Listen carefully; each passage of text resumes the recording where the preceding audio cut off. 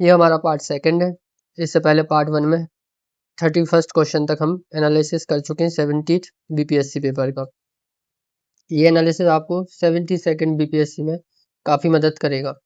ठीक है, अब हम बढ़ते हैं आगे। तो पहला क्वेश्चन पार्ट 2 में है, क्वेश्चन नंबर 32 कि Malik Kafur also known as Hazar Dinari was bought by whom. तो इसका आंसर है नुसरत खान। अलाउद्दीन खिलजी में का ये कमांडर था, लेकिन इसको खरीदा किसने था? तो नुसरत खान ने खरीदा था। हजार दिनारी ये डायरेक्ट फैक्ट एनसीईआरटी में दिया है, लेकिन खरीदा किसने था? नुसरत खान। ये नहीं दिया है, ये स्टैंडर्ड बुक्स में मिलता है। अब अगला क्वेश्चन है, in which year Bihar state hydro electric power corporation was established. Factual question है, बिहार स्पेशल में दिया रहता, आता भी है कई बार। तो 1982 इसका आंसर है। अब अगला क्वेश्चन है, who wrote the new lamp for old. तो इसका आंसर है अरविंदो घोष। अरविंदो घोष। अगर इसका आप सोर्स जानना चाहते हैं तो मैंने लिखा है साइड में, सोर्स है स्पेक्ट्रम। स्पेक्ट्रम से क्वेश्चन पूछा गया है। ओके, अगला क्वेश्चन करंट अफेयर्स से है, और ओलंपिक नेशनल ओलंपिक डे जो था, जो कि 23 जून को सेलिब्रेट किया गया था, उसकी थीम पूछी गई थी। तो लेट्स मूव। तो अब आगे से हमको क्या याद रखना है, अगर हम 72nd के लिए प्रिपेयर कर रहे हैं, कि जो भी इम्पोर्टेंट डेज हैं उनकी थीम्स को याद कर लेना है। ठीक है, मैंने इम्पोर्टेंट डेज को थीम के साथ शॉर्ट में कवर कराया है, आप चाहें तो चैनल पे देख सकते हैं, वो आपको 72nd बीपीएससी में हेल्प करेंगे। अब हम आगे बढ़ते हैं, हम देखते हैं अगला question. Who was the president of Indian national Congress at the Patna session in 1912। ये कहाँ हुआ था? बांकीपुर पटना में हुआ था। ठीक है, इसके बाद जो अगला सेशन हुआ था, ये 27वां सेशन हुआ था, और जो 37th सेशन हुआ था, हो सकता है अगली बार बीपीएससी में वो पूछ ले, वो हुआ था 1922 में।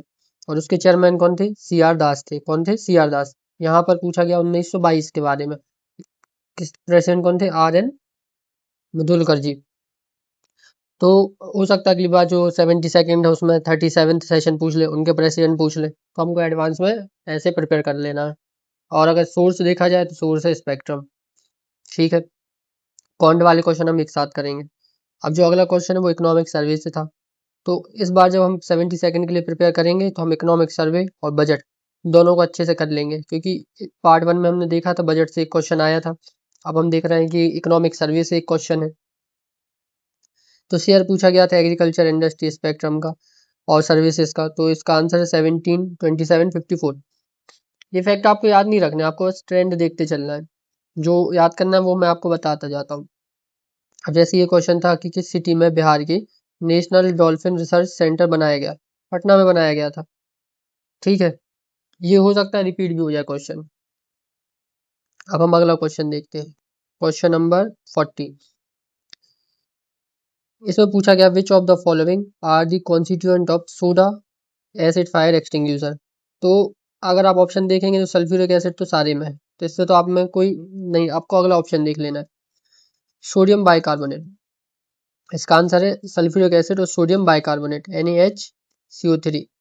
ठीक है, इसका सोर्स ल्यूसेंट है, ल्यूसेंट में दिया है ये। और अगला क्वेश्चन है which of the following bacterial diseases is called splenic fever. ये जो ल्यूसेंट अलग से आती है ना साइंस के लिए, उसमें दिया था इसका एंथ्रेक्स। और जो जनरल हम पढ़ते हैं ल्यूसेंट जिसमें सारे सब्जेक्ट दिए रहते हैं, उसमें बैक्टीरियल डिजीज की लिस्ट दी थी। ओके, जिसको मैंने ट्रिक के थ्रू कवर भी कराया DCP3T के थ्रू। आप चाहें तो जाके उसको भी देख सकते हैं चैनल पे। मैंने वही टॉपिक कवर कराए जो देखिए बार बार आ रहा है। यहाँ पर आप देख सकते हैं जो डेज आ रहे हैं, तो मैंने उसके लिए एक अलग से शॉर्ट बनाया है। बैक्टीरियल डिजीज के लिए अलग से एक शॉर्ट वीडियो शॉर्ट बना दिया है। हो सकता है अगली बार वायरस होने वाली डिजीज पूछ लें, है ना, या प्रोटोजोआस होने वाली पूछ लें। ठीक है, हमको ना आंसर याद नहीं रखना, हमको बस ट्रेंड देखते चलना है, तो आगे हम किस तरीके से अपनी तैयारी को ले जा सकते हैं। ठीक है, इसलिए थोड़ा फास्ट बता रहा मैं। अब यहाँ पे देखिए, where was the Japan India bilateral exercise JIMEX held, कहाँ हुई थी? योकोसुबा जापान में हुई थी। अब जैसे इंडिया में कई एक्सरसाइज होती हैं, जब तो मिलिट्री एक्सरसाइज होती हैं, इंडिया करता है, इंडिया में भी होती हैं।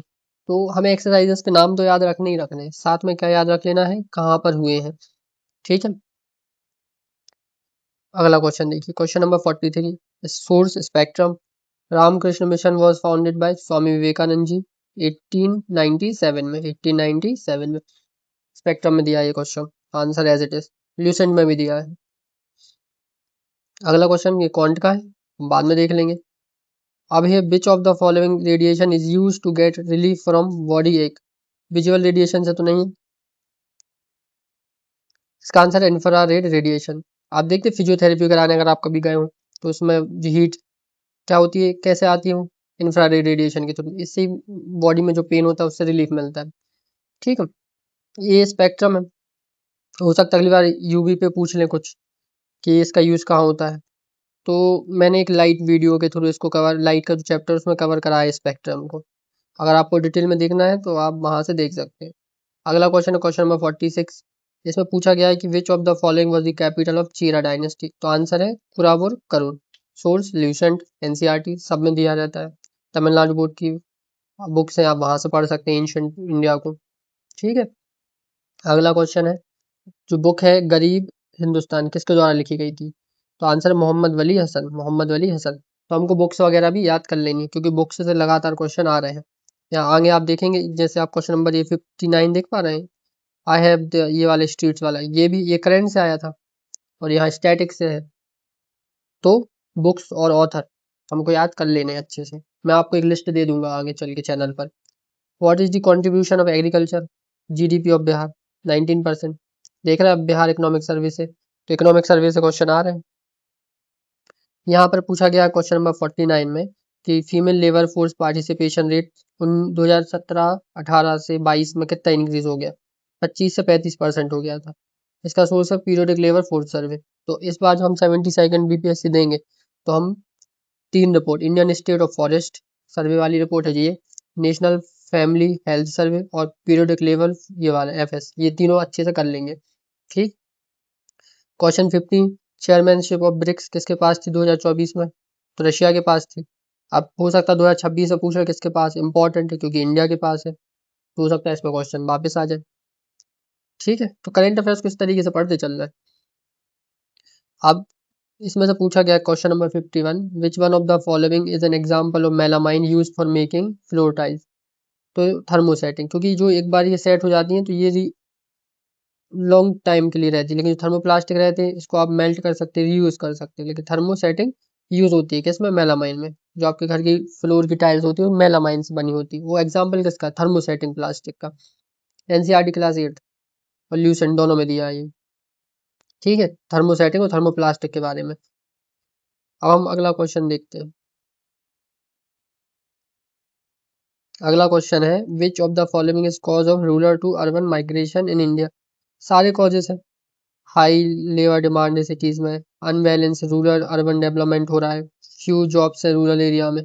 ये आप कॉमन सेंस के बेसिस पे और जनरल ऑब्जर्वेशन के बेसिस पे कर सकते थे क्वेश्चन को अटेम्प्ट। और बाकी अगर आप सोर्स पूछें तो एनसीईआरटी ज्योग्राफी क्लास 12। मैंने सोर्सेज इसलिए बता दिए हैं कि आप समझ सकें कि आपको कहाँ से प्रिपरेशन करनी है अपनी 72nd बीपीएससी के लिए। एनसीईआरटी आपका बेस होना चाहिए। ये नहीं कि आप सारी एनसीईआरटीज पढ़ें, आप देखते चलिए ट्रेंड को और उस हिसाब से एनसीईआरटीज को पढ़िए। ठीक है, अभी अगला क्वेश्चन है करंट अफेयर्स का। ये था कि आरबीआई का फोरकास्ट क्या था हेडलाइन इन्फ्लेशन के लिए 2025 के लिए। आंसर है 4.5। आंसर से ज़्यादा हमको याद रखना कि हेडलाइन इन्फ्लेशन क्या होता है, अगली बार हो सकता है ये पूछ लें। कोर इन्फ्लेशन क्या होता है ये पूछ लें। तो इन्फ्लेशन टॉपिक को अगली बार अब हम प्रिपेयर करेंगे बहुत अच्छे से तैयार कर लेंगे, और इनके जो नंबर्स हैं वो हम करंट अफेयर्स में चेक कर लेंगे। ठीक, फिर देखिए मैंने आपसे कहा था बुक्स पर क्वेश्चन आ रहा है। देखिए एक और क्वेश्चन है, the 100 year of Indian national Congress in Bihar was edited by. Answer है बीबी मिश्रा जी। तो एक क्वेश्चन यहाँ पर मैं 47 देखा, 55 देखा और 59 देखा। तो एक ही पेज पर हमने देख लिए 3 क्वेश्चन बुक्स एंड ऑथर से हैं। तो अब हम अगली बार ध्यान रखेंगे कि बुक्स एंड ऑथर को हम अच्छे से करेंगे। 2 नहीं 3 नहीं, एक क्वेश्चन तो आएगा एग्जाम में, है ना। In which organism does spore formation occur as mode of reproduction. तो फंड्स में भी होता है, फंगाई एनसीईआरटी में फंगाई दिया है तो हम फंगाई को याद रख लेंगे। NCERT class 10th। Spore formation के थ्रू रिप्रोडक्शन किस में होता है, तो फंगाई में होता है। ये क्वेश्चन इंपॉर्टेंट है, रिपीट होता है, पीवाईक्यू में कई बार पूछा गया है। फिर से क्वेश्चन पूछा गया है कि when did the British shift the capital to Delhi. Answer है 1911।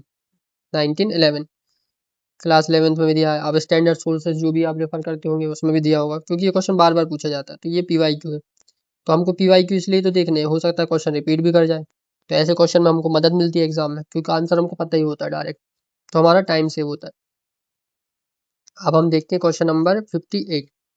क्वेश्चन नंबर 58 है, जोजिला टनल कनेक्ट करता है किस किस को। तो देखिए, एक SKL के थ्रू आप याद रखिए कि श्रीनगर है, कारगिल और लेह। तो यहाँ पर होता है हमारा जोजिला पास। कौन सा पास? जोजिला पास। श्रीनगर से कारगिल को कनेक्ट करता है जोजिला पास, और फिर कारगिल से लेह फोटूला होता है, फोटूला।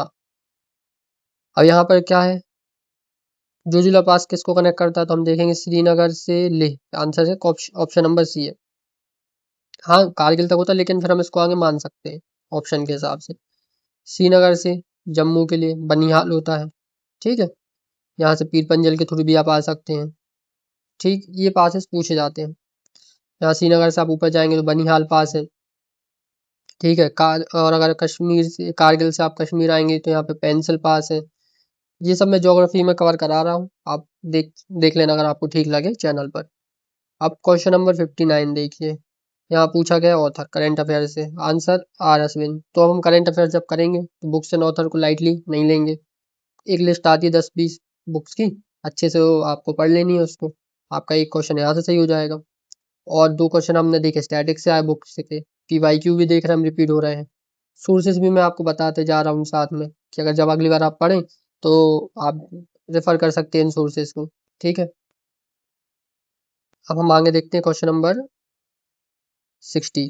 करंट अफेयर्स का क्वेश्चन है, ये समिट से है, ठीक है। समिट्स पे कि 13 जो मिनिस्ट्रियल कॉन्फ्रेंस हुई थी WTO की, वो कहाँ हुई थी? अबू धाबी में हुई थी। तो अब जो समिट्स होंगी हम उनको भी ध्यान से देखेंगे। तो करंट अफेयर्स में हमने क्या क्या देख लिया कि भाई बुक से क्वेश्चन आ रहे हैं, इंटरनेशनल अपॉइंटमेंट से क्वेश्चन आ रहे हैं, समिट से क्वेश्चन आ रहे हैं, तो इनको हमको क्या है अच्छे से कर लेना है, ठीक है। अब ये देखिए ज्योग्राफी भी क्वेश्चन है, which one of the following river is different. तो हम सभी जानते हैं जो नर्मदा रिवर है वो वेस्ट फ्लोइंग होती हैं, और विंध्य और सतपुरा माउंटेन के बीच में है, रिफ्ट वैली के थ्रू फ्लो करती हैं, ठीक है। नर्मदा रिवर कहाँ से ओरिजिनेट होती है? अमरकंटक से ओरिजिनेट होती है। तुंगभद्रा है वो लार्जेस्ट ट्रिब्यूटरी है, बताइए किस रिवर की हैं आप? पीन गंगा किसकी ट्रिब्यूटरी है? मैंने आपको याद भी कराया है, जब मैंने कृष्णा रिवर पढ़ाई है तो कृष्णा रिवर मैंने याद कराया था। हो सकता है अगली बार महानदी, पेन गंगा या इनको डिटेल में पूछ लें, या महानदी रिवर पे एक बार BPSC में ही क्वेश्चन आया है कि जो महानदी रिवर है उनकी ट्रिब्यूटरी बताइए, मैच द कॉलम में थे, तो रिवर से क्वेश्चन आ रहे हैं। आप 71st BPSC जाके देखेंगे ना अगर पेपर, मैंने कराया है चैनल पे, लगातार 3 से 4 क्वेश्चन किससे आए? रिवर से आए। तो रिवर टॉपिक बहुत इंपॉर्टेंट है BPSC के लिए। आप समझ रहे हैं 3 से 4 क्वेश्चन कितना बड़ा वेटेज होता है। तो आंसर था शिवनाथ। तो मैंने याद कराया है सिम के थ्रू, आपके मोबाइल में सिम कार्ड होता है ना, उसके थ्रू मैंने ट्रिक के थ्रू याद कराया है, आप वो देख सकते हैं, ठीक है। आई होप आपको यहाँ तक समझ में आ गया होगा। इसके बाद जो आगे क्वेश्चन होंगे 63 से, वो हम अगले पार्ट में कवर कर लेंगे। पार्ट वाइज इसलिए ला रहा हूँ कि आपको बोरियत ना हो, और जो ट्रेंड है आप उसको अच्छे से समझ पाएँ, एब्जॉर्ब कर पाएँ, और फिर उसको इम्प्लीमेंट कर पाएँ। लगातार मैं एक पेपर पूरा सॉल्व करा सकता हूँ, लेकिन इसलिए नहीं कर रहे हैं क्योंकि फिर आप पैटर्न ऑब्जर्व नहीं कर पाएंगे। आप 30 क्वेश्चन को देखिए, इस वीडियो को देखिए, पैटर्न को एनालाइज करिए, खुद से भी समझिए, फिर उसको इम्प्लीमेंट करिए। At last implementation is the key.